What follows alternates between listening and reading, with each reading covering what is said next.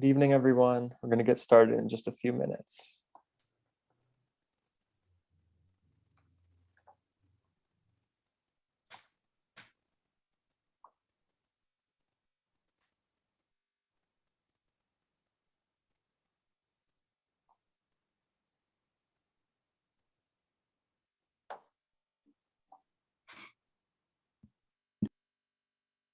Can I hide the non-video participants?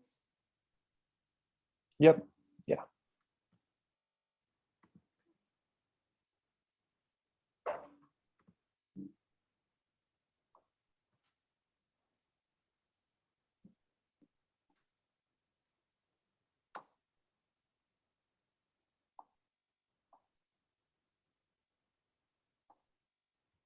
All right, why don't we go ahead and get started? I think we have a few people joining us this evening. Thanks so much for making it out. Really glad to be here today to present this panel discussion. I think it's going to be really great for all of us to kind of learn some new things and really have a space to ask some questions and really just talk about a few topics for the community. And first of all, a happy Pride Month to everyone. I hope everyone is enjoying the month and hopefully getting out to some events throughout June. So yeah, welcome. Got a few more people who are joining us. Hello. Awesome. All right, well, like I was saying, thank you to everyone who's able to make it tonight. I'm going to pass it off to Sarah, who's from Centennial Park Library, to kind of introduce tonight's evening.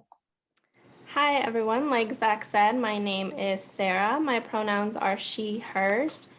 And today, in celebration of Pride Month, we are having this panel here with Envision U, who are a nonprofit from Denver, and they focus primarily on the LGBTQ plus community living with mental health and substance use disorders. Big thanks to them for being here and the panelists, obviously. Thank you all so much for being here.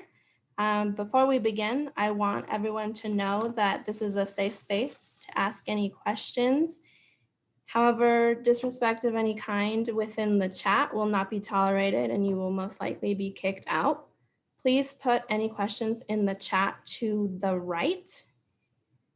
And due to the potentially sensitive nature of this event, all audio and video for the non-panelists will be turned off. The event is being recorded, but no identifying information will be visible. All right, thanks, Sarah. Yeah, and I'll just give a little bit of overview on Envision U and who we are as an organization. So Envision U was founded in 2018 with the goal of supporting, educating, and empowering Colorado's LGBTQ plus community who are living with a mental health or substance use disorder. The LGBTQ plus community in Colorado faces around 3 times the rates of anxiety, depression, and suicidal ideation compared to the general population. And nationwide, we see that the community faces around double the rates of substance use and opioid use disorder. So really, the health disparities faced by the community when it comes to mental health and substance abuse are very significant. And our co-founders kind of came together in 2018 and said, what can an organization as a nonprofit do to better support the needs of the community? So we kind of work on multi-levels to really accomplish our 4 pillars. And our 4 pillars are to educate the community, to encourage recovery, to expand training, and to enhance resources. And we do that kind of on a multi-level approach. So one thing that we do to educate the community is we work with policymakers on a macro level to look at legislation that's coming that can best support the needs of the community. And we advocate for those bills to go through the legislature. On kind of a meso level, we work with behavioral health providers, therapists and psychologists and clinicians to really train them on how to provide effective and identity affirming care to the LGBTQ plus community, since we know there's not a lot of providers that really have adequate training and experience to provide effective care. We see in 2018, about 60% of folks who identify as trans had to teach their provider about trans people. And that's just not good enough to support our trans folks. We need providers that have the experience and have the training and can provide effective healthcare to really best support their needs. And then the last piece, we really work on the community level to have events like this, to really make spaces for conversations about the community, to talk about mental health and bring mental health out of the closet and really into the main space so that we can have these conversations and break down mental health stigma. So we have panel events like this. We also host the Colorado Behavioral Health and Wellness Summit every year with DU. That event is coming up in October of this year as well. Yeah, really excited to be here with all our panelists today. We've got a wonderful group of people going to be talking about a bunch of different topics here that are related to the community and related to how we can best support each other and our mental health. So I'll kick it off to the panelists and have each of them introduce themselves. I guess first we'll start off with Troy. Good evening, everyone. My name is Troy Rivera. I'm an assistant principal at Heath Middle School here in Greeley, Colorado. And it's an honor to be here tonight to share some wisdom and just have a great conversation with everyone, along with my fellow panelists, Pat and Reverend Tamara. Excited to have them here. So be vulnerable, just ask questions, and we'll share our insights. And one thing I just say is, I always use the phrase with a lot of people is love, and we are here together as a community to really gain a good understanding. Great, thanks, Troy. Let me pass it off to Pat. Oh, Pat, you're still on mute. How's that? My name is Pat Kennedy, and I'm a parent here in Greeley. I taught here in Greeley elementary music for 18 years and grades 2 through 5 for another 14 years. I've been retired for 16 years, and I'm the mother of 2 sons. My oldest son is married and has 2 children, lives here in Greeley. My younger son is now 33, and he went through the Greeley school system, and he is gay. He is now working for the State Department and lives in the Philippines. So I could tell a little bit. Should I go ahead and tell a little bit about that, or save that for a little bit later? We can save a little bit of story for later. We'll just do a brief introduction now, but yeah, awesome. So I am now the president of PFLAG, which is an organization that supports parents in their support of their children who are LGBTQ. Awesome. Thanks, Pat. And then last but not least, we have Reverend Tamara. Hi, all. I'm so grateful to be here with you having this conversation tonight. I'm Reverend Tamara. I use the pronouns she, her, hers. I am a clergy person in the United Church of Christ. I'm also a queer identified person, low femme to be more specific. And my partner and I are new to Colorado with our amazing street dog and our 4-year-old child. I did not list those in order of importance. They both are important. And I'm really interested in the place where queer identity, LGBTQ identities, and faith or spirituality overlap. Knowing that throughout time and in many cultures, queer folks have actually been seen as holders of spiritual wisdom or insight, and yet in our dominant cultural narrative, queer folks have often been divorced from their faith communities, too often kicked out of their spiritual homes. And in some ways, I just to say, I think in some senses, the queer community has become a spiritual home for many people. Redefining what God looks like, what family looks like, what community can look like, and what love can look like. And so I am grateful to be part of the conversation coming from that lens tonight. Thank you. We're so grateful for all of our panelists for being with us tonight. I think it's going to be a really, really great conversation. So I just wanted to start off, kind of set the stage for tonight's proceedings, and really just start talking about kind of why are we here? Why are we here today having this conversation? And why are conversations like this so important? So I kind of wanted to start with you, Troy, and kind of just hear your thoughts on why do you think having conversations like this are important for the community? Because we need to learn. We need to open our mind and educate.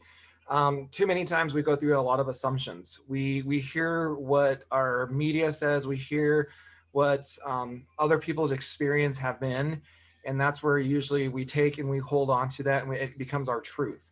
And so, having these kind of discussions, we're sharing through experiences. We're sharing through the things that we've learned and how we can share with everyone and bring a better understanding. That is always key. I always look for moments where it's a teachable moment to understand. It's okay to ask the questions because there may not be a lot of clarity. There may not be a lot of understanding, but through these kinds of conversations, we're able to bring and open that door to have those conversations. Like I always tell people, I'm not telling you what to think. I'm giving you something to think about. And so that's the importance about these conversations. Yeah, thanks, Troy. I think that's really important. Pat, what are your thoughts? Well, I would kind of dovetail on what Troy is saying. I think it really helped me as a parent to be able to hear the experiences of other parents and have a place where I could go to learn as a parent. And now um, I'm hoping that through what I have learned and what I have experienced, that I can help other parents in their journey to help their kids. Uh, I was talking to my husband the other day, and his comment was, we go into parenting with the skills and experiences that we've grown up with. And parenting is a difficult journey. I don't care who you are, but as you go through your parenting journey, you learn to adjust, you learn to reach out, and you learn that it really does take a village to raise children. You need to have support from a lot of different places. And I think the more we can reach out to one another and share and create that community where we don't feel alone, we do have the support of others in our community, that makes a huge difference, both in the mental health of the kids that we're serving and raising, and in ourselves as parents and just community members. I think it really helps to reach out and share with one another, share experiences. Yeah, I think sharing and learning are two themes that are coming up here. And what about you, Reverend Samara? Well, I think I think the conversation is always important, right? Because I think the moment that we think we have humanity dialed in, that we think we know, that, you know, we have this assumption that human beings are known quantities and we think we have it figured out, that's when our hubris gets in the way of really seeing people. And I think this conversation is about hearing who people are, seeing who people are, and being curious about the many different ways that humanity expresses itself. You know, I think especially in the queer community, there's a lot of focus on resilience, you know, celebrating resilience. And I think that's beautiful. I think it is wonderful to celebrate the ways that we are courageous and that we survive. But I also think that sometimes when we celebrate resilience, we don't acknowledge what a heavy load it is to be in a non-dominant identity, an identity that isn't the dominant storyline of our culture. And that vulnerability is something you carry in every hour of your life.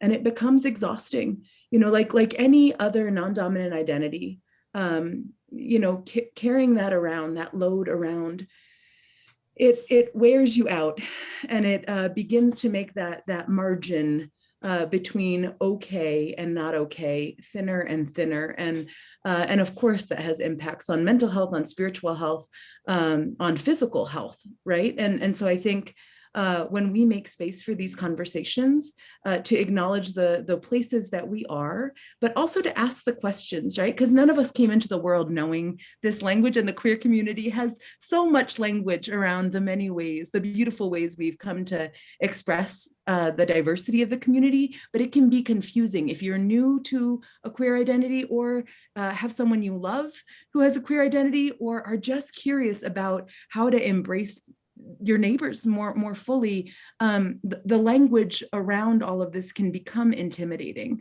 And so this is a great place to ask the questions, whether you're a part of a community, whether you are, or this community, or whether you are, just wanting to understand more fully, because in that work of asking the questions and getting curious, we begin to make that load lighter for the folks who are carrying these identities. Yeah, thank you for that. And I think it's so important to really be able to not be putting any labels on people, and to really see people for just being a person, and giving them space to ask questions, to make mistakes, to be kind of open to learning, is really important. And I think even at Envision U, where we work so closely with the queer community all the time, we still don't want to make any decisions for the community themselves. And like, that's why we tend to always have conversations like this, where we can hear from community members and really hear how experiences are shaping their day-to-day life, and how we can basically work within someone's life to really be able to support them in the best way possible. So just kind of want to start off just very, very broadly here in terms of the community and the LGBTQ plus community. What kind of identities are really included within the community? Tamara, why don't you go ahead and start off on this one? Wow. Well, I think there was probably a time that I fancied myself able to speak to all of those things, and now I've rolled into my 40s, and I think I am no longer on the edge of truly understanding all of the identities that fit under the umbrella. So I count myself among the learners here. But I think that when we're talking about queer identities, obviously we have gay and lesbian people who I think the media has done a better job lifting up, so that the idea of women who love women and men who love men is a little bit more something we tend to have some language around. The be there, bisexual, I've heard lately that some folks are preferring it LGBTQ, because there are a lot of folks who increasingly use the word pansexual, acknowledging that gender is not a binary, right? So you can love men, you can love women, but there's a whole lot of territory in between those two stable binary identities. The T obviously being trans, and again, that is, I think, an identity that I am watching flourish and grow and be challenged and expand in wonderful ways. So that really encompasses anybody for whom those binary identities of male and female maybe don't quite feel like enough. So maybe it means there's not an alignment in the sex they were assigned by the world when they came into the world at birth, and their own true identity. So for some folks, it's I was labeled this and I experienced this. But for many people, it's just none of these labels are really working to encapsulate the fullness of what I experience. And I would say that there are very few people who fall squarely into one set of gender norms. And then the Q, some folks label it questioning, and it, I think there's a long journey, and many folks that questioning time takes a long time, but also I love using queer there, and that plus is the best part of the LGBTQ plus identities, because it reminds us that is expanding. And so we have folks in that plus that include folks who identify as asexual, and any number of other identities that maybe just don't fit within the fairy tale storylines that we were fed often as children. So I love the image of this as like a giant umbrella that encapsulates many of us, and maybe increasingly more and more and more of us. I think I will hush myself shortly, but just to say one more thing, which is I think one of the many gifts that the queer community has offered the world is it has offered a playful curiosity around that which has not yet been defined or named. And so I think there are increasingly folks who maybe in past times would have just sat within a heterosexual framework, who are going, well, actually, now that you bring it up, I actually do have some questions around my gender or my sexuality or my identity or the way I love. And that umbrella makes room to invite more folks in to the tent, I think. I'll stop there. Yeah, I love this picture that you're describing where we're using a specific term to describe a very in specific conglomeration of so many different people from diverse backgrounds who share very diverse identities and really kind of fall into not necessarily one of those, maybe multiple, maybe some different aspects there that you really can't describe with an umbrella term. But it's so great that that umbrella term can bring us all kind of together. Yeah, Troy, what about your thoughts? What kind of terms do you tend to use to describe the whole community at least? Well, Reverend Tamara like sums it all up. I mean, it is. You know, I'm a brown gay male, and I came out at the age of 38, and so now at the age of 43, I'm still learning. There's so much to understand. There's so much. I remember just growing up and hearing experience, and it was just at that time was, you know, the terms gay and lesbian, and then it just slowly builds because like Reverend Tamara says, there's many identities. There's many. The way I see it is I go back to the my biology class, and I think of the phylums, and I think of the the classifications. I think of that, and so that's where it comes in because there's so much development, there's so much involvement. We being a human species, we evolve, and we don't know. You know, there's new identities coming through. There's new developments in saying this is who we are, this is who we feel. You know, the body says one thing, but the spirit says another thing as well. And that's where we truly come in there. So, I mean, Reverend Tamara she summed it all up. I mean, that umbrella, there is so many different areas that we're still understanding, and I'm still learning to fully understand, you know, what a pansexual is, what does it truly mean to be that? What does it mean by the binary? What is, you know, I had a conversation with a friend one time talking about the term queer, and really what that is, because it's all those terms. And there's so many different classifications coming across, and identifications, I should say, more of understanding who we are, you know, who we become, who we're evolving to be. And so, I mean, that's really what I can say about those terms, because like I said, and I get excited when I learn something and I understand it, then I'm able to, like I said, I'm still learning, I'm a learner. And it's just amazing because then I can share that wisdom and that knowledge that I get, that I've been educated to really support and guide and help others understand as well. Yeah, thanks for that. Yeah, I think the community itself, yeah, it's so ingrained with learning because of how expansive it is and how expanding it's become. And yeah, I wanted to hear from you, Pat, a little bit at how you've seen kind of the community grow in terms of maybe being just lesbian, gay to kind of the whole LGBTQ plus. Well, I think as a cisgender person, the way I've come to look at gender and sexuality is through the lens of maybe science. When you look at any living thing, there's a huge spectrum. When you look at all the plants that there are, I watch Facebook, and sometimes unusual animals come up that I've never seen before. They're gorgeous. They're beautiful. Our whole world is full of diversity. So why would human beings be any different? We are just as diverse as any other species or any other living thing. And so that's kind of the way I have come to look at human beings.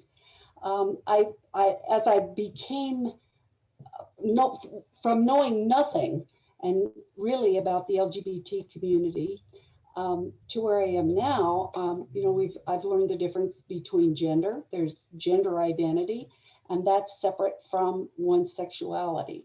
I think that was a big aha moment for me, and understanding, you know, what do we mean by gender identity, and what does that mean?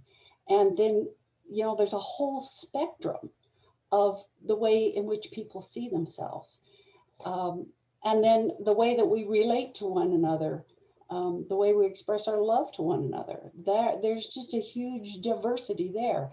So, you know, as a person who's not a member of the LGBT community, but having a child that is, I have just come to have a lot of respect for the diversity of human beings, and just to understand that if we're going to do this, either you're male or female and that's it, those are not enough choices for the way that human beings exist throughout the world and have existed throughout history. I mean, it's not, people say, well, what? There just seem to be a lot more LGBTQ people now than there ever was before. And that's really not true. I think we're just becoming more aware of the differences among people. So that's my viewpoint from being a non-LGBTQ person, but having looking into that world and having actually over the last few years having a lot of great relationships with all kinds of people that I never would have before. And actually, I think that's one of the gifts of my son, that he has made me realize so much more than I ever would have before. So I thank him for that.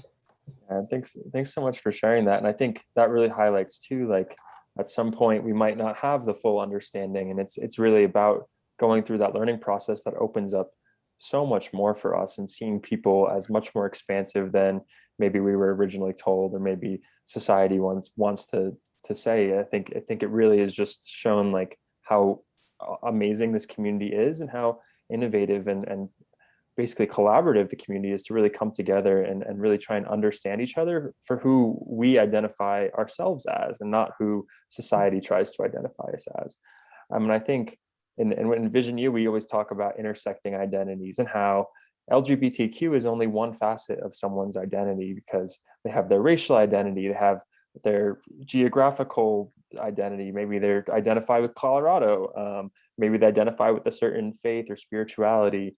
And it's really about how identities come together. That is really how we can provide the most effective care and really treat someone as in an identity affirming way, basically validating them for whoever they are.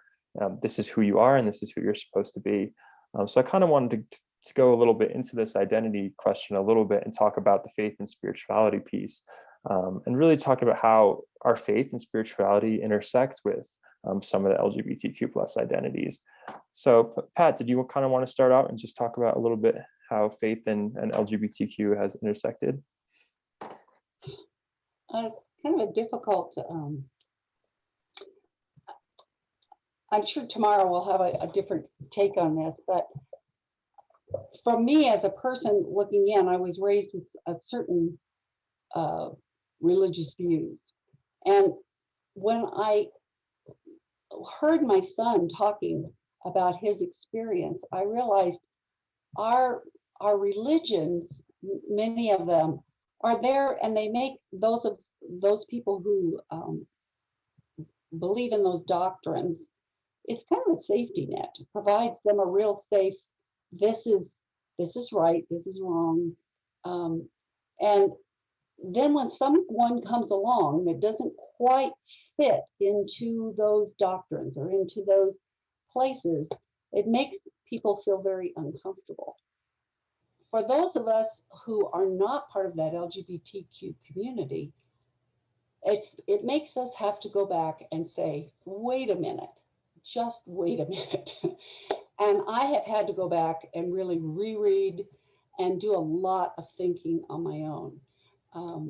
And I have come to a much different place now than I was 30 years ago. I was raised very strict Catholic. And I have really taken a look at those ideas, of those doctrines that I was raised with. And I see that there's a lot of truth in, I should say, yes, truth, but not in the way that I was necessarily taught originally. It's not about following rules. You have to go beyond that. You have to go beyond just a rule-based, do this, kind of, if you do this and you do that, then you will get this reward, which was kind of what I was brought up with. And now I have a much different view of just looking at the world as something that was created, that is something that is beautiful. So that's kind of where I'm at. And my son, I think he was, you know, he went to a lot of Sunday school classes and so forth when he was brought up. And I think he has expanded. I don't think he has rejected God. I think he has rejected organized religion. But I think he's a very spiritual person. I think he has his own relationship with God now. And I'm really thankful for that. I think there was a period of time when he kind of threw the baby out with the bathwater, but I think he has really kind of reevaluated that. So my experience is that I had to grow, and I'm thankful that I did. I'm glad that I'm not where I was 30 years ago, and I'm still growing. I'm still learning more. So I'll stop there. Yeah, thanks for sharing your thoughts. I know that is a very difficult question, but I do want to pass it off to Tamara and kind of talk about kind of her thoughts on this, and maybe respond to Pat a little bit in terms of what Pat was able to share. Well, I love that we used, in your question, you used the term faith and spiritual identities versus religion, because I'm going to align with Pat here and say, I think organized religion has done a lot of damage to folks in the LGBTQ community historically, and it's Christianity is the religion I'm most familiar with, and yet it is certainly not. That harm is not relegated only to folks who have purported themselves to be Christians, and I do think that there's a way that when institutions create dogmas around beliefs, sometimes what's really happening is it's affirming an internal fear factor. Because if we look to scripture, what we know is across religious traditions, almost every religious tradition has something that looks a lot like the golden rule, right? Like, do unto others as you would have them do unto yourself, right? Like, so if that is true, then what it suggests is all religions say it is not ours to treat someone as less than fully human, lest we would want them to treat us as less than fully human. And yet that's not the way institutionalized religion has dealt with folks in the LGBTQ community historically. I of course could totally dork out and go into why I think that these are deep misinterpretations of scripture, but even that is kind of arguing the finer points of certain religious traditions. What I would say to make it simple is, all of the traditions we have been filtered through human beings who have lived in a culture. There's no such thing as objective relationship with God passed down through, a pure filter, right? It's been filtered through humans who have lived in cultures that have carried their own biases. What I will also say is that part of the incredible damage is it's not just people saying you are not valuable, you are not worthy. It's in saying that there has been we believe God thinks that you are not valuable, you are not worthy. The damage that does can't be overstated. But the beauty is it's not actually up to other people to decide who is worthy, right? And the healing that comes in queer people acknowledging that God has created them exactly as they are, that the love that they are feeling, that the love that they are able to express is an expression of God filtering through, because that is, I would say anytime what we are feeling coming through us is hatred, separation, or loathing, that's probably not the divine. But if what we're feeling is connection, compassion, and love, that's probably filtering something larger than ourselves. And we should trust it when that's what we're feeling. And so, again, I will just reaffirm that in times that the church, I'm going to speak from the Christian perspective, in times that the church has been unable to validate and value folks in the queer community, queer folks have validated and valued one another. And they had to do that throughout history, but in recent history, through epidemics and pandemics when their government refused to take care of them and protect them. They had to do it when law enforcement was actually using the power they had been granted to break their bodies. They've had to do it when the church has claimed them as sinners, when they've been forced to deal with exorcisms and conversion therapy. The violence can't be overstated.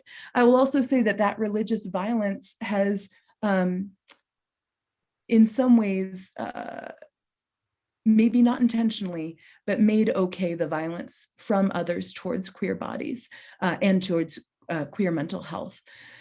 So I am not surprised when I learn that most people and many people in the queer community maybe have had a bit of a contentious relationship with their faith communities, spiritual communities, religious traditions of their upbringing. It takes such hard work to self-affirm your own divinity. And yet it is such a vital first step in being able to be in healthy relationship. If we can't say, I am beloved by the divine, however I define the divine, let's go real broad here. But if I can't acknowledge that I am made in a way that is beloved, then how can I possibly love someone else? Right? You know, again, leaning into my tradition, you know, the greatest commandment is to love the Lord God with all your heart and all your soul, and to love your neighbor as yourself. And that last piece is the damage that religion has done to queer people, because how can you love anyone when you have been taught to loathe yourself? And so this work of self-love is the religion that I think queer people have dug into over decades, over centuries. To claim that ability to love themselves is that first step towards repair of reclaiming the ways that you are already made in the image of the divine. So without turning it into a full sermon, let me just say there is a huge difference between queer spirituality and queer faith, and then the damage of religion, which continues to this day to break queer bodies in a way that I think probably has a lot to do with why we see those suicide rates, those mental illness rates, those addiction rates. It cannot be separated from the damage that that these traditions have done, that my tradition has done. So powerful, and it's difficult to respond. That's so meaningful, and I think that the words you shared it really highlights so many different things. And like you were saying, I think a lot of the outcomes that we see in the community are built up from this societal stigma and discrimination and rejection that has been happening over years and years. And I think, but then on an optimistic note, you highlighted how incredible it is that the community is able to come together and support each other and affirm each other and basically provide validation to say you are who you are, and you are deserving of love from yourself and from others. And I think that is such a huge takeaway from what you shared. I just want to say one last thing, which is, yeah, you know, it is important to me to remember that, we are told in the Christian tradition that we are created in God's image, but I think more often than not, we create God in our image, including our biases, because there are problematic parts of scripture throughout, right? Like there are some real strong opinions in scripture about wearing a piece of clothing made of two fabrics, right? That's in Leviticus, but we don't dig into that one. You know, I just had shrimp last night. Turns out we don't actually do huge damage to folks who choose to eat shellfish. You know, like I just moved here from a state that shellfish is our main economy, you know, Maine, lobsters, like there's not a whole lot of hatred coming at lobster fisher folk, you know, and yet when it comes to queerness, we've dug in a whole different way. And that's where I think there's this confirmation bias. When religion confirms something that we are carrying as a bias, we go, oh, look here, it's written right here. And yet we don't choose to look at those other places. So we have created God in our image. And unfortunately, that God we have created is a pretty insufficient God, is a very limited and limiting God. So I blame religion, but even deeper than that, I blame the reality of humanness, which is that what makes us uncomfortable, we have learned to shun, which is why having these conversations and getting past that fear is so vital. It's so huge for breaking down that stigma is being here today and talking about these things in a public setting, and then really just making it space for these conversations is so important. I do want to pass it over to Troy, but I do want to shift gears a little bit and start talking a little bit how we can really support the LGBTQ plus community, and really what does it mean to be a good ally? Troy, what does that mean to you? Well, there's a lot. Being in the field that I work in the last 20 years, knowing where everything's happening, going in with what Pat and Reverend Tamara were talking about, made me reflect on where I'm at and the support. And there is a need for support for all of us. I think about like the support communities that are out there for various organizations. And when you come to think about when we're looking at the queer community, the LGBTQ plus, I always think to myself, we have support systems for all these other, you you have the Alcohol Anonymous, there's that support group. You have parents of who have suicide students, there's that support group. You have support groups for cancer survivors, people going through cancer. But when it comes to, and it's a very touchy subject because like Reverend Tamara was talking about, it's that comparative. It's let's look and see, what should we have a support group for that? Should there be a support for the community? And it's truly something that is definitely needed, because I've known people that I've grown up with and interacted with who walk alone. And what breaks my heart is I was grateful and blessed that my family is a very big support. When that weight was lifted and I had that, there's that community and that support. It was a weight, and I look at that, and sometimes I feel selfish because I know people who don't have that support. I don't have that. They don't have the support like I did. They don't have the acceptance. I've had chats with people who families have shunned, moved the community, their community that they grew up and have had that support for a long time that no longer there. So it is definitely something that our community does need. The LGBTQ and the queer community do need that support. And it's how do we find it? It starts with I always say it starts with your circle. You got to look at who do you trust and who do you work with? And that's who they're going to build and guide you through that, give you that support system going from there. But I mean, it's so fresh. It's not like it's been there for years. It's so fresh that we're still evolving that, we're still building on it, that there's a lot to learn. There's a lot that we still need to understand. And it goes down to that, just that one thing is that we just have to be open and listen. Again, we're not telling you what to think, we're just getting you to think about something. And I live by that all the time. I tell people when they question, they ask me about my community, it's asking me about me. I always say, I'm not telling you what to think. I'm just going to get you to think about something, and I'm not asking you to accept or not accept. This is your choice. This is your journey.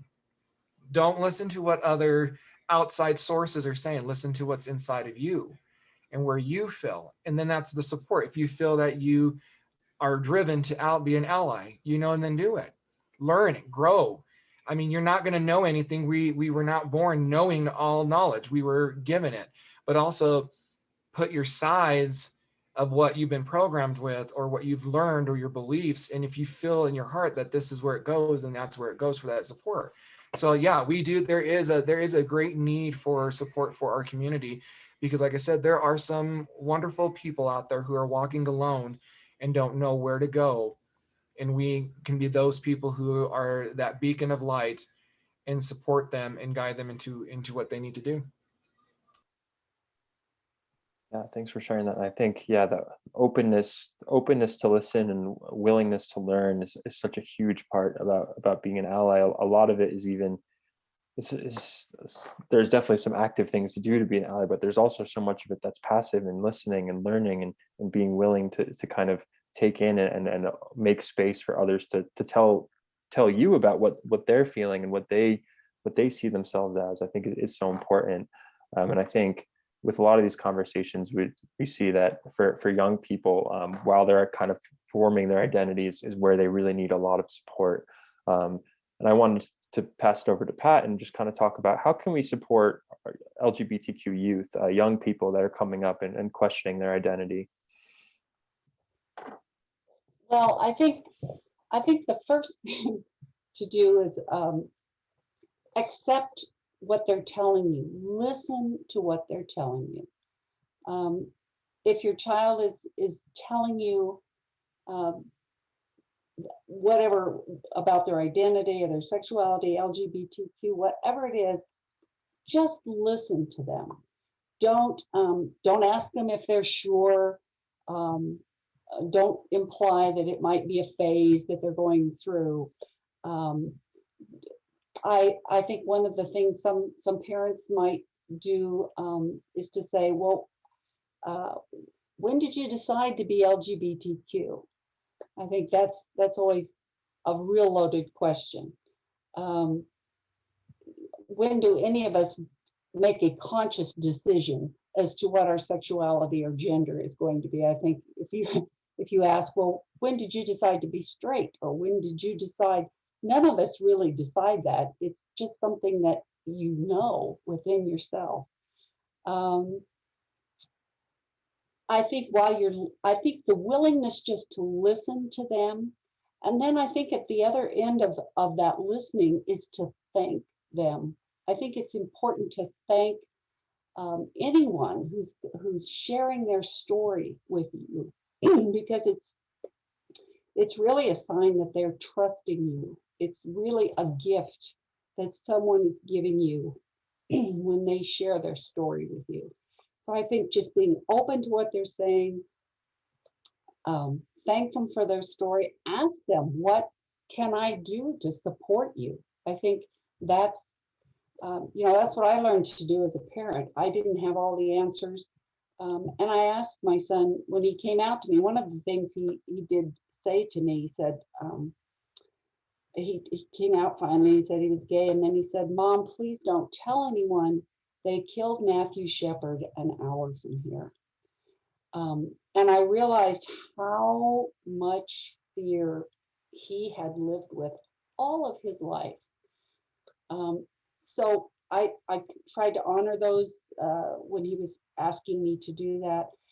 Actually, it became a little bit burdensome for me. So we finally had the conversation. I said, Matt, there are some people that I need to tell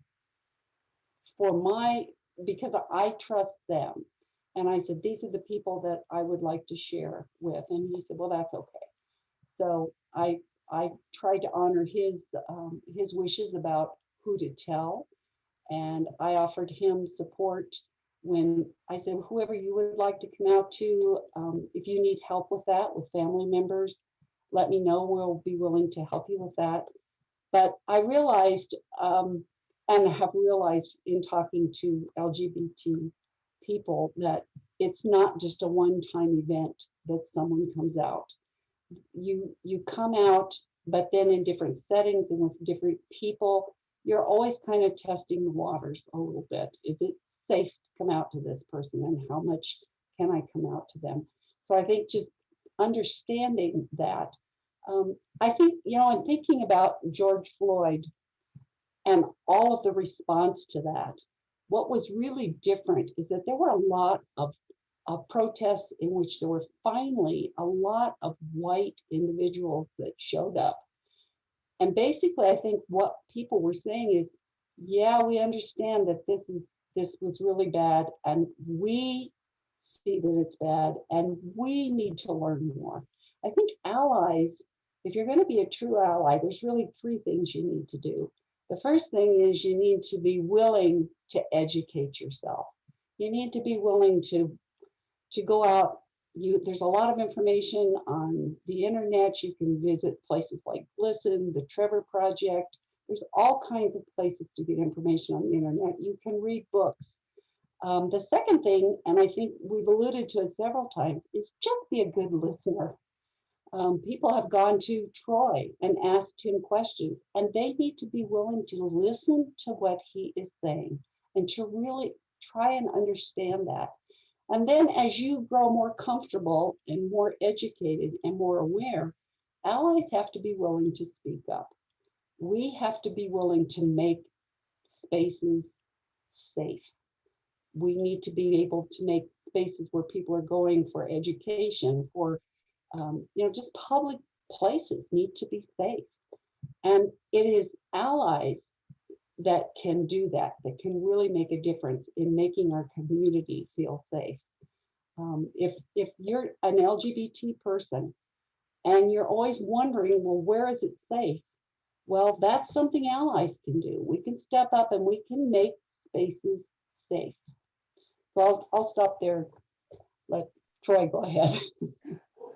I love those three kind of tips that you had for allies. I think those were really insightful and really great just as guidelines to follow. And I think one thing that you also highlighted that I wanted to mention again was that, yeah, like you're saying, that the coming out process is not a one-time event, and an allyship itself can also not be a one-time event, because people need support in every space, and it's not good enough to just have some safe spaces here and there. We need to start building up so all their spaces can be safe, and that people can feel safe safe being who they are, no matter where they are.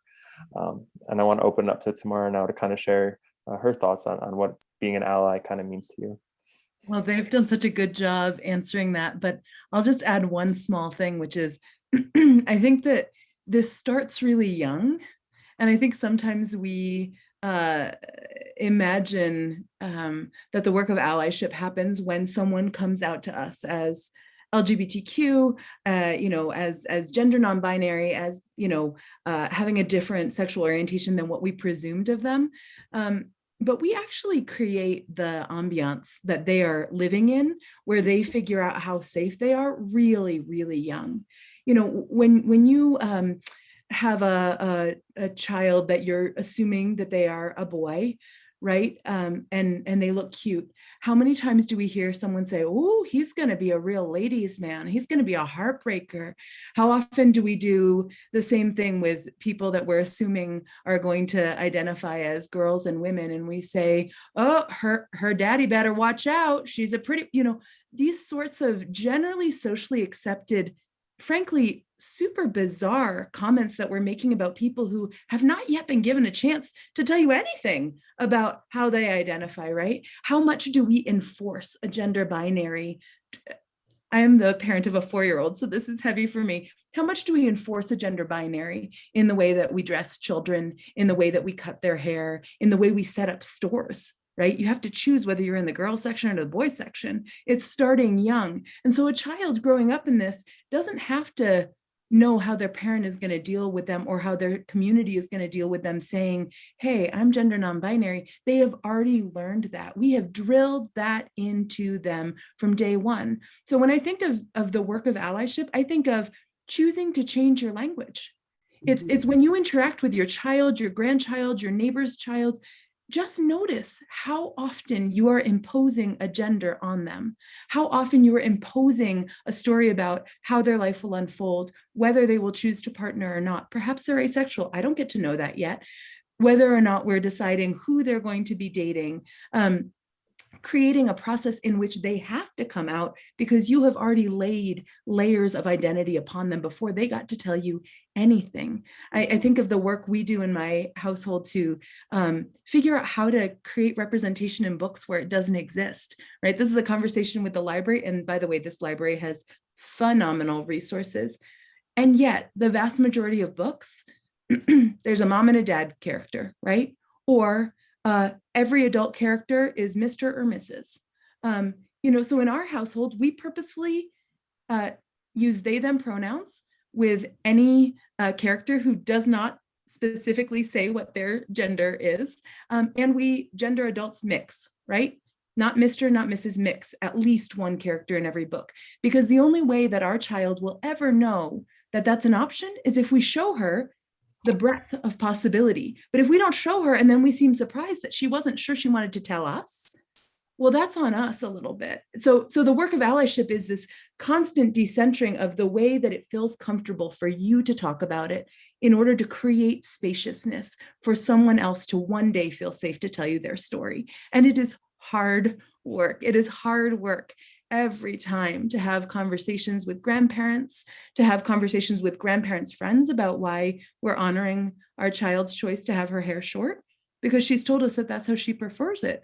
It turns out a lot of adults have very strong opinions about her hair, and they're not afraid to let us and her know, you would look so pretty if you grew it out. She's 4.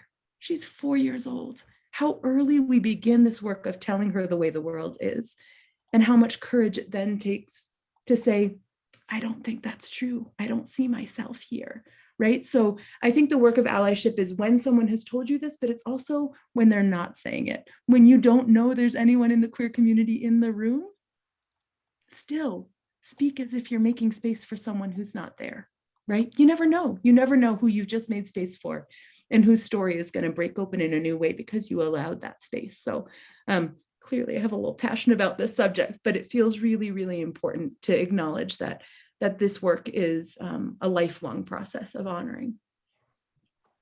Thank you for that. And I think that language point is really important. And we didn't get a chance today to talk about pronouns, but I think pronouns really fit very well into what you were just saying in terms of very much a sign of respect towards the person to use the correct pronouns. But it's also, if you never ask someone, if you don't ask everyone what their pronouns are and make it a norm to tell your pronouns to people that you're meeting, then for people that are sharing an identity that's an LGBTQ identity, who are they to want to come out and give out their pronouns if you're not providing the space to ask them? And I think that's a really huge thing for us that we didn't get to dive too deep into, but is also super important for allyship.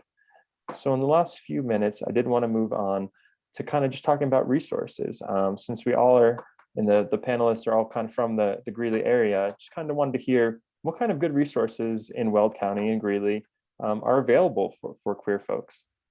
And we can start off with, does anyone want to jump in first? I can go first because I've just got one that I'm going to mention. I'm still relatively new to Weld County, but we have initiated a project for queer people of faith or queer people of spirit, where we will be embodying both our queer identities and our spiritual faith identities. If anybody is interested or knows someone who's interested, please feel free to put them in touch with me, and I'm happy to send them information about upcoming gatherings. It is an exciting thing to imagine creating community in that way. Great, and I think we'll be putting tomorrow's email in there, to learn more about that. And Pat, what kind of resources are available through PFLAG or other things that you know about? When we started PFLAG about 5 years ago, we had a number of LGBT people come to PFLAG. PFLAG was really started about in 1972 with the first Pride Parade, and there was a mom that came through carrying a sign, I support my son. At the end of the parade, there were all these young LGBT kids came up and said, we wish our parents would feel the same way. So she started having groups, and that group grew into PFLAG. And originally that stood for Parents and Families of Lesbians and Gays, but now it's they quit adding all of the, we couldn't keep adding letters. So that's just an overall term now for the LGBTQ plus community. So we're more geared towards helping the parents and the families and the allies of LGBTQ individuals. We don't necessarily work with children under the age of 18. They are welcome to come to our groups, but they need to be accompanied with an adult. But we really have three things that we do. We support parents whose children have come out. They're now ready to start learning, and we're there to help them with all the questions and some of the things that we've talked about today. The second thing is just education. We've done a lot of asked different groups to come in. We've had clinicians come in. We've had programs on conversion therapy. We've had people come in and do training on different pronouns and all sorts of training in that regard, so that parents do have a place to go to get the education that they're looking for. And then the last thing that we do is kind of advocacy. And we support One Colorado. We try to come out, we've done a scholarship, so we're supporting youth in that regard. There are some other resources for youth. There is a group called Splash. Kimberly Chambers does that, and she lives in Fort Collins, although this group is an online group. So she serves kids from the age of 12 to 18. They meet, have groups online, I think about once a month. And she may be doing it more often now. It depends on how many people that she can get to do the groups. They were meeting in person in Greeley and Windsor, Fort Collins, and I believe Estes Park and Loveland. However, when COVID came, that changed everything. So I think she's been doing them online. There's another group called Greeley Proud, which is an online group, and you ask for permission to join. And this is primarily for LGBTQ individuals, for them to meet and to set up social sorts of things. And I think a lot of the here in Greeley, that there's a dearth. There is really not a lot of organizations and places to go for LGBTQ people and for families. So that is a place where you can find out, meet other people who are LGBTQ. There's also a group that's also on Facebook called the Queer Collective. I think it's the Weld County Queer Collective. And that's another group that you ask to belong to. And I think that makes sense for safety reasons. So those are the groups that I think have developed out of a need for LGBTQ people to meet just socially and to meet others, particularly with families. It's very similar to Tamara. There's quite a few in our community of gay couples and queer couples. And I think they need to find other groups to support them. So as far as PFLAG, I try to be able to point people in those directions. We get people calling and they may be asking for resources for their child, or they may be asking, where can I get connected with some other people? Where can I come to find out more information about, and they'll have a variety of different things. PFLAG actually meets once a month, and right now we're meeting online because of COVID. We were meeting as a group once a month, usually the third Saturday of the month. So if you're interested, you can just email pflaggreeley@gmail.com and ask for more information, and we can send you more information that way. We also have a Facebook page. We do put a lot of information there about businesses and other things that are going on in the community that we know about. So we're one of the resources that are there. We also have been working with the schools in some cases to do presentations and to meet with families. We would like to do more of that with the School District 6, but we haven't quite figured out how to do that yet. So we're working on that. Thanks, Pat. That was so much great information. And if you could put maybe some of the names of those Facebook groups in the chat, I think that some of our attendees might appreciate that. And Troy, what about you? What kind of resources do you know of in the community? So I know through the District 6 in the education system, the Equality and Equity Committee is working on that. So Pat, I will be connecting with you so that we can bring PFAG in there. That's a great resource on there. Also too, in the schools, I know there are schools throughout the Greeley district that, the Greeley Evans district, that there's a GSA, it's the Gay Straight Alliance.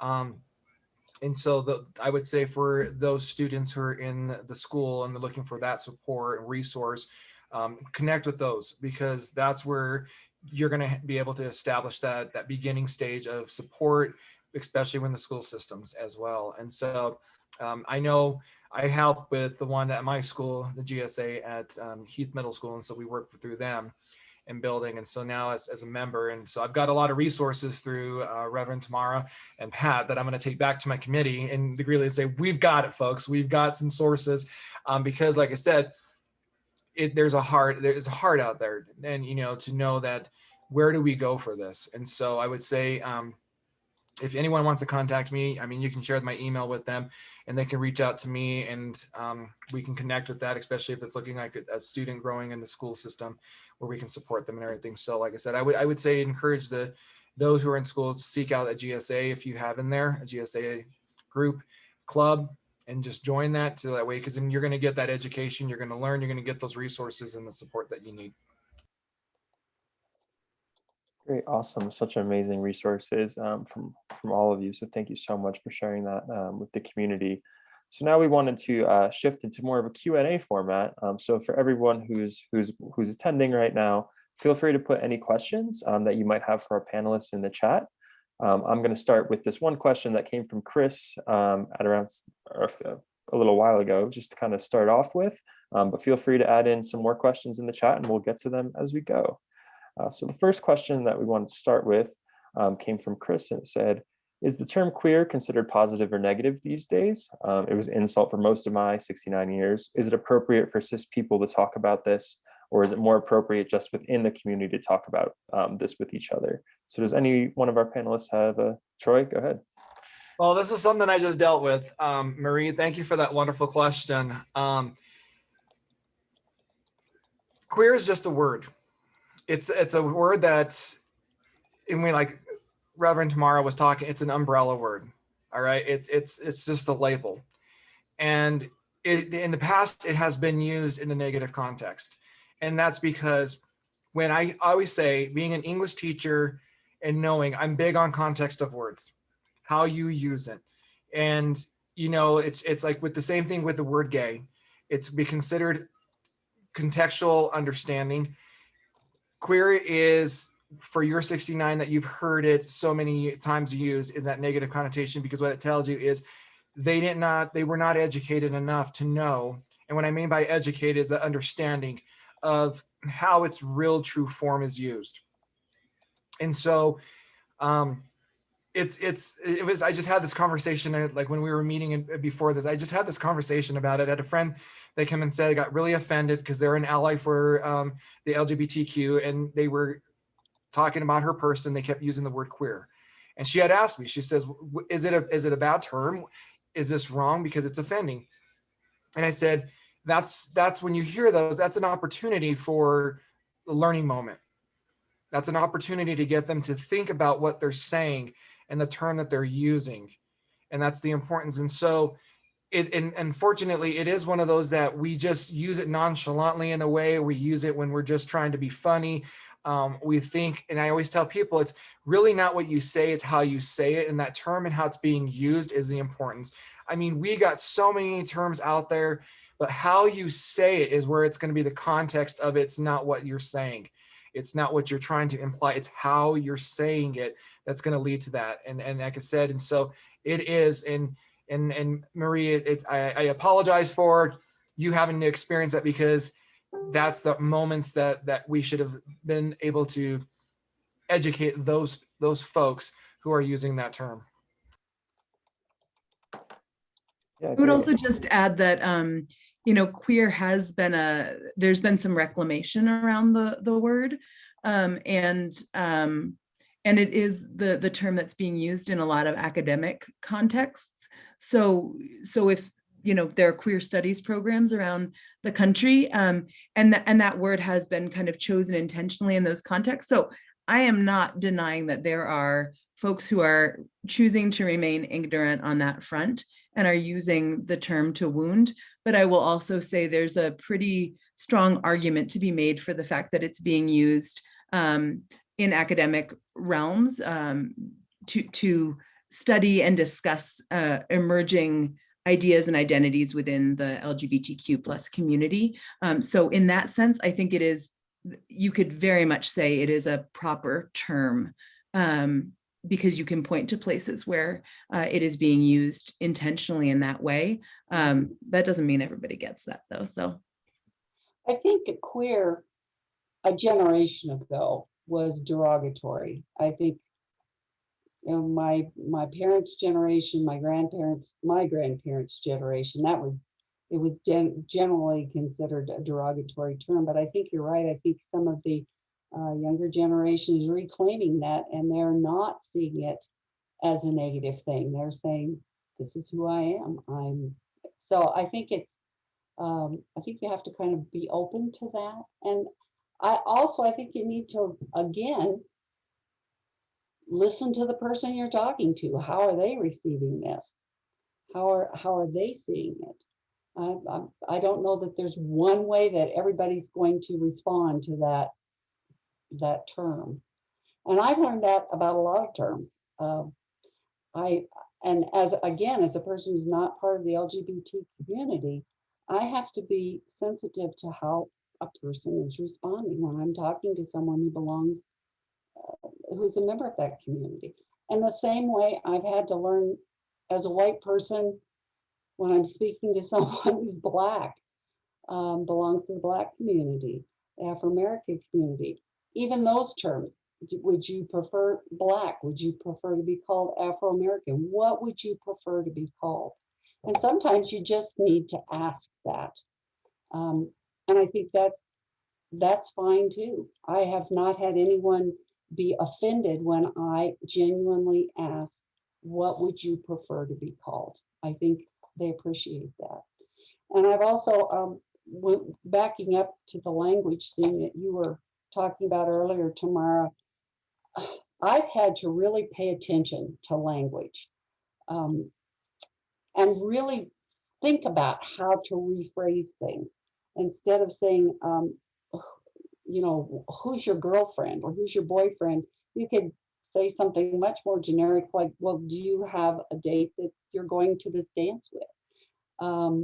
Are you going to the movies with somebody special? What part are you? A lot of times I'm noticing with corporations now, instead of asking for a reservation for your husband or wife, they'll say, who's your partner? Who are you coming with? So just realizing that we can say things a lot differently, that language is inclusive. We can, in our language, show others that we're trying to be inclusive. And I've also learned that I'm not perfect with it. If I mess up, when someone asks, a lot of times you'll ask, what are your pronouns? Particularly with the individuals I know that are transgender, if I make a mistake, I just say, I'm sorry, I made a mistake, and fix it and move on. It's not a big deal. But I think the fact that you're trying, you're making an effort. The thing is that people want to know that they matter. And I think if you genuinely are trying to include others and to be respectful of their feelings, they're going to pick up on that. Thanks for that, Pat. And I think, one of the biggest things is like, if you're not sure what to call, just ask. And I think that's really ties into a lot of things that we talked about this evening. And I also wanted to mention one thought that came up for me is at Envision U, one of the things that we've been trying to be intentional about is not saying you guys. I know people say you guys to refer to a group of people a lot, and that has been such a struggle for our team. That is something that's very ingrained in people's speech. And people on our team mess it up all the time, but we're still it's a learning experience, and we're trying to use you all or to use y'all. I'm not from the South, so I usually don't use y'all, but I've been trying to bring that in instead of using you guys a little bit more. But yeah, that's just one other example that I thought of, and I just wanted to mention, even at our organization that works so closely with the community, people make mistakes, and it's part of the learning process. Thanks for that question, Chris. I think that was a really great question. I don't see any more questions in the chat. Feel free to ask anything to our panelists. We'll still be answering questions. We've got about 10 more minutes. So if there's any questions that are coming up.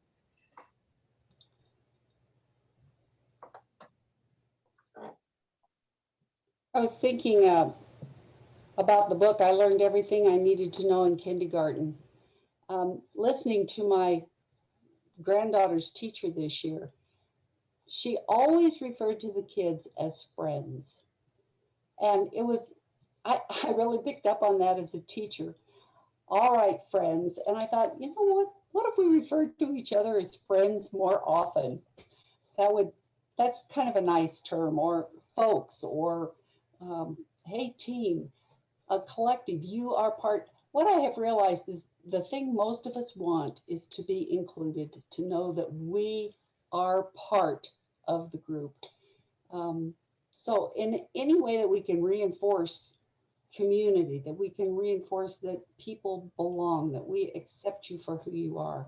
I think those are the kind of terms we want to move forward to. But I really appreciate the teacher this year, for the kindergarten teacher, for teaching me to say the word friends a lot more. Yeah, I think we didn't get to talk too much about how community is so important to our mental health, but I think we've touched on it indirectly, where all of these things about providing these safe spaces and using the right language and affirming someone for who they are really helps build up mental health and wellness, and really building up that resilience as well. And it's so crucial for the health of the community, for us to be making space for each other. I did see that Sarah said we could ask about libraries. So what can public spaces do to be very welcoming to the community? I know during Pride Month, we're seeing a lot of businesses trying to be open to the community, but how can a business be really intentional about supporting the community, and what kind of steps can they take to really provide a safe space?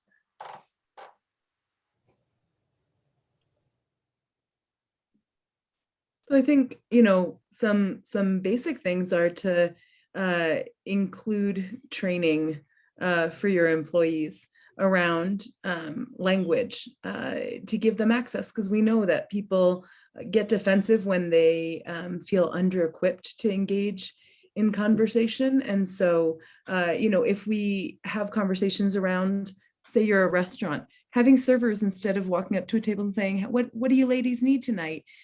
Offer them some other options of things they could say.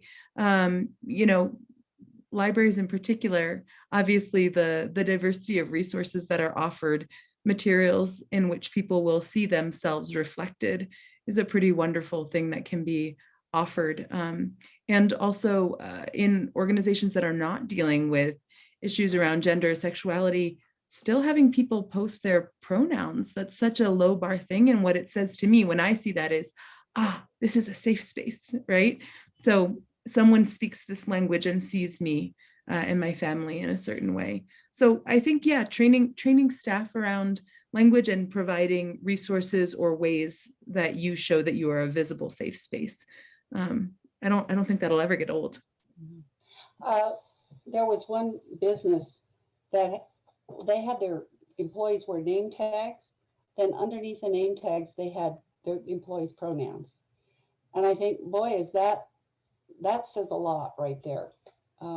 That business is aware that pronouns matter. And nobody really had to say anything. It's just, sometimes there are very subtle things that you can do to let people know that you are an inclusive organization. I remember I was on vacation, went down to Arizona, and I was visiting a church, and I went into that church and I saw a picture of a rainbow on the wall. And so I was sitting there the whole time wondering if this was an open and affirming church. And so when the service was over, I went up and I said, I saw the picture of the rainbow on your wall. Are you an open and affirming congregation? And they said, oh, no, we're not, which I was surprised. And I said, well, I saw this rainbow up there. So that says to me something different than what you're telling me. And I had the thought, I bet my son goes through this all the time. When he walks into an organization or a room, or if he goes into a church, he's going to be looking for those clues. Is it safe here? Am I welcome here? So I think those small kinds of things, I was thinking a name tag with your pronouns on it. Boy, that says a lot right there. Yeah, I agree. I think that's huge. And Troy, I think you had some thoughts as well that you were going to chime in with. Well, I was just going to piggyback off of what Pat and Reverend Tamara were saying, because my thing is, and this is like a learning moment again, and those trainings about the language and how we approach things. Because, Zach, I've been 3-4 years ago, I learned about the you guys. And so that changed, because that was a crutch statement I would say in my classroom. So it was changed to you folks, to where it was ladies and gents, to the idea. I love that idea, Pat, about friends. I always have to make myself aware, because my husband's the one that makes me self-aware about is when we go through a drive-through. And I always have this tendency I listen to the voice and I would say, thank you, sir. Thank you, ma'am. And he says, how do you know that they want? And when he mentioned it to me, it was like I said, it was just programming, and I was aware of it then. So now I kind of use that term, Pat, when I go through. I'm like, thank you, friend. I go through because like my husband's made it aware, and he's from Canada. And so he makes it very aware. He says, you don't know how they identify. We're making the assumption how they're identifying. Mhm. He says, we make that assumption. And I've been through that again, and I love that Pat said, again, it's just, don't be afraid to ask, how do you want to be addressed? Because there's a lot of a connotation that everyone sees my wedding ring and they're like immediately go, so you have a wife? And it's that immediate. And I would say, no, I have a husband.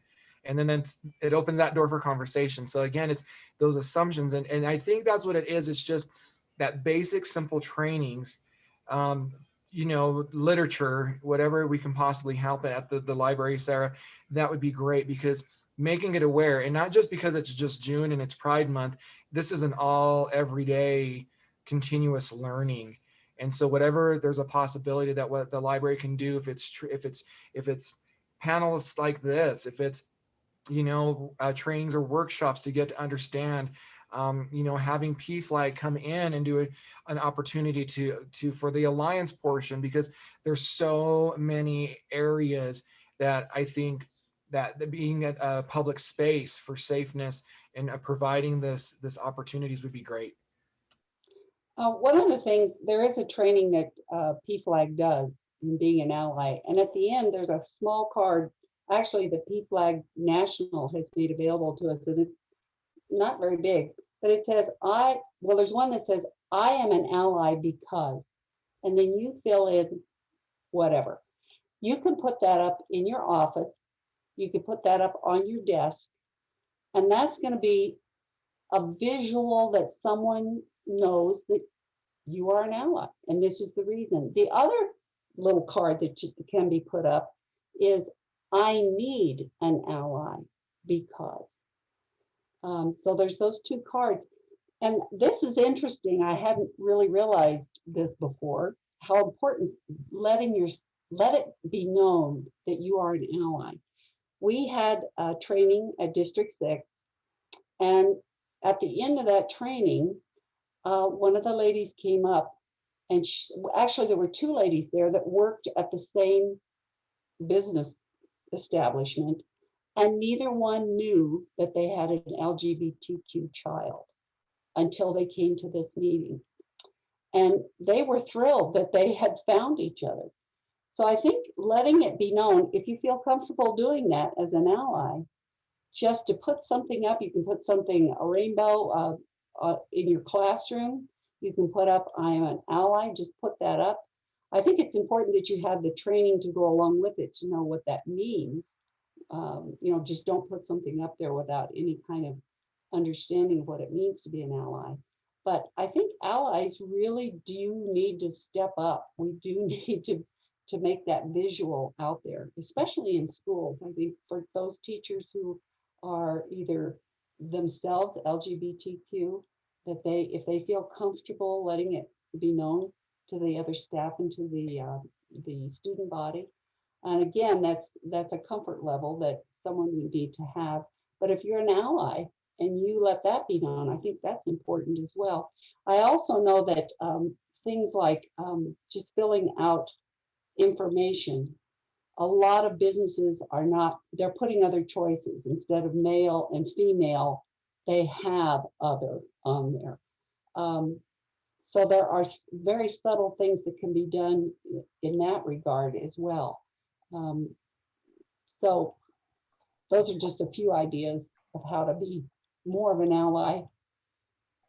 I think all of that was so great. And I think I wanted to share a few things that were on my mind as we were talking about this too, that we've seen kind of in our work with the community, is definitely things like gender neutral bathrooms can be really important as well. And I was also going to say the forms as well, especially for healthcare settings. And people go to see a health provider, if you get an intake form and it only has 2 choices for gender identity, you immediately feel like you're not in a safe space. And that can be really discouraging. for any folks trying to access care. So yeah, I think all of this is super important. I think the trainings on language was a really great resource to mention. And Pat Marie also in the chat asked a little bit for a bit more information on the PFLAG training you mentioned. So in the final few minutes, I want to talk a little bit about the resources that Envision U has right now. So some of the things that we're doing, one of our biggest things is the How to Have the Talk campaign.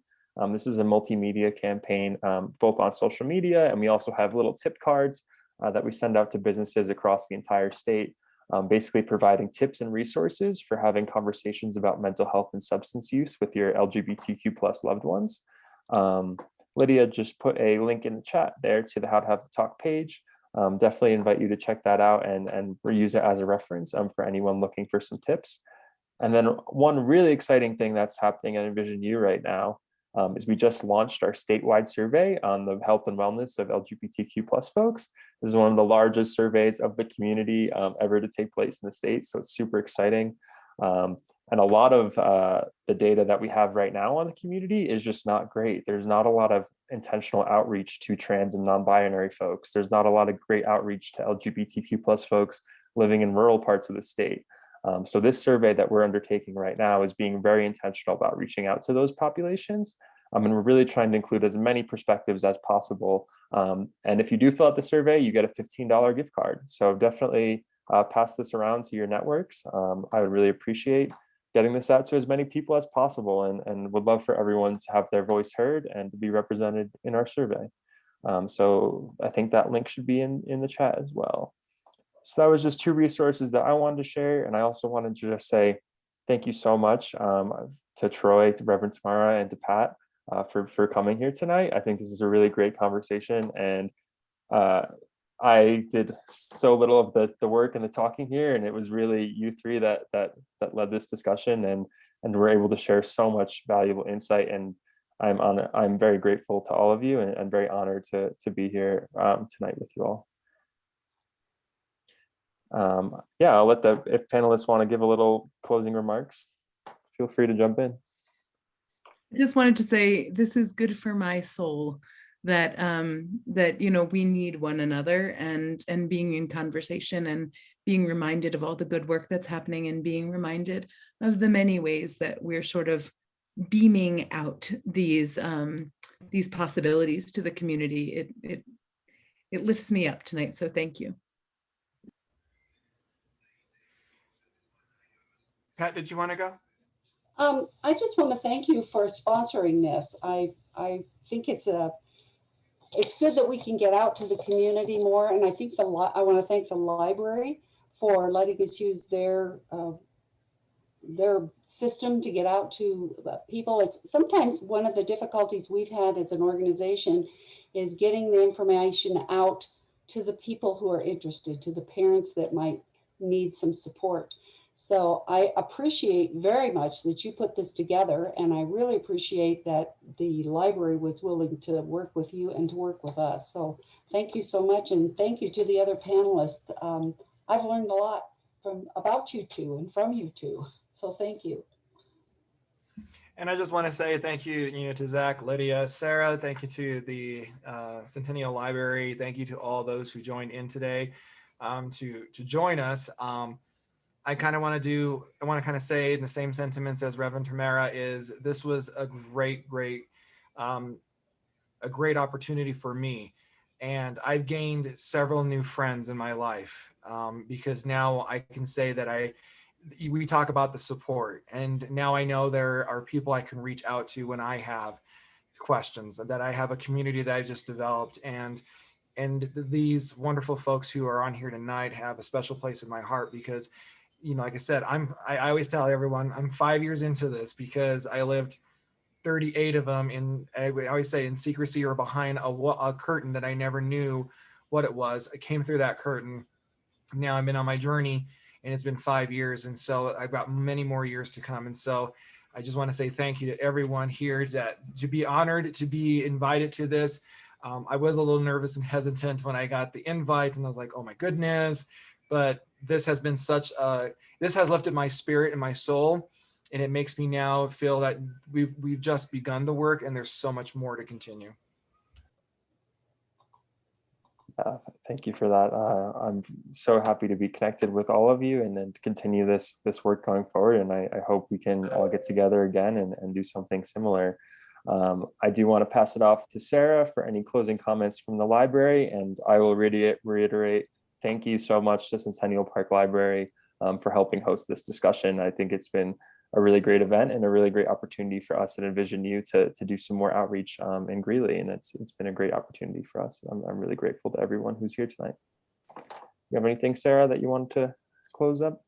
Yeah, just a big thank you to Zach, Troy, Reverend Tamara, Pat, Lydia, everybody that joined today to learn something. Hopefully you left this panel with learning something, whether to be a better ally or a lot of the resources that we see in the chat. I'm glad and really grateful that we were able to do this, that the library allowed this, all the panelists were able to come forward. Even if they were nervous, this turned out to be better than I thought it could be. So thank you all so much for being here. All right, thank you so much, everyone. Everyone enjoy the rest of Pride Month. I hope people get a chance to go out to Pride events or at least just hang out with some of their close loved ones and just enjoy the heat and enjoy trying to stay cool as well. One other thing I'm going to mention, I'm going to mention Kim Chambers again. She is working on trying to put together a Greeley Pride celebration in August. The date she's looking at is August 27th, 28th, and 29th. She kind of went to August because there's a number of things that happen in Greeley, the Greeley Stampede, we've got the Greeley picnic that goes on. So she moved this to August thinking that's when students will be back in school. There won't be a lot of other conflicting things going on. It was actually a great time. So we're working on seeing if we can actually get a Pride celebration in Greeley. So stay tuned. We'll see what happens. We were going to do it last year, but COVID came, so it didn't happen. But if you would be interested in working on that group or being part of the group that's planning that, email me at pflaggreeley@gmail.com and I will get you in contact with that planning committee. Awesome. Thanks for sharing that, Pat. I hope it all comes together and I hope we're all able to be there. That'd be awesome. All right, everyone. Have a great night and have a great weekend. Thank you all again. Bye. Bye.